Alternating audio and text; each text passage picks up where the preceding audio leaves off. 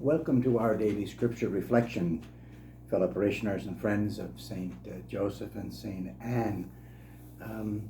Just the other day, from the Gospel of Matthew, we had the Beatitudes, the Sermon on the Mount. And so our Gospel today is kind of a continuation of that, if you want. Jesus, finishing the Beatitudes, now wants to attempt to expand the Decalogue, the Ten Commandments, okay? And so reading the Gospel for today, we're reminded that his teaching and God's will for us are experienced, or if you want, are embodied in the way in which we relate to God and to others. It's all about right relationships.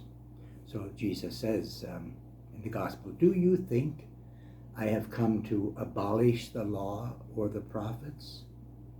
I have come not to abolish, but to fulfill." So what is the fulfillment of the law? The fulfillment of the law it's one thing for me to say that I'm a Christian. The other thing is to do the right thing, for me, the Christian thing, and that is to do God's will, whatever that may be and whatever the sacrifice that it may ask of me. I must become the embodiment of the law of love by living it in my daily life.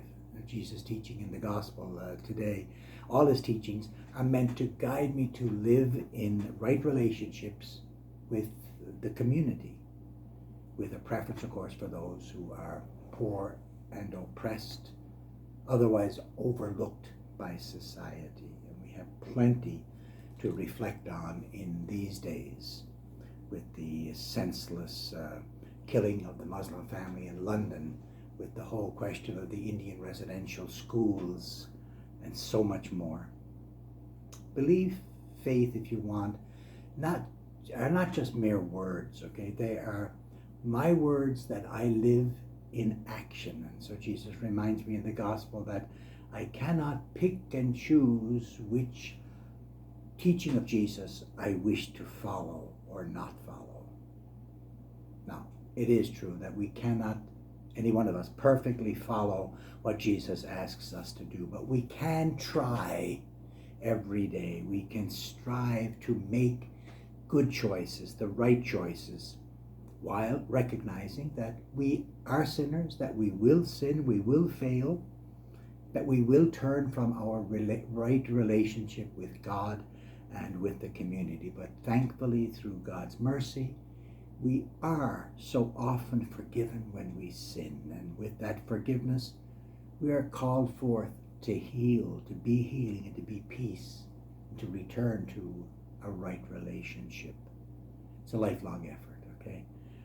Until the very end of our days. And so let's just take a moment right now to consider in prayer, if you have an extra moment, no matter how small it may seem to be, consider a right relationship with God or with others that went sour, that got broken, a relationship that is now broken in your life as well.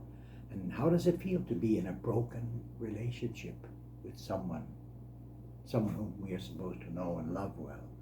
What stands in the way of healing? That's the in question now. The relationship is broken for whatever reason. What now stands in the way of healing? And what should I ask for from God in order to come to a restored right relationship? In our hearts, I think we know what it is that we need to ask the Lord for.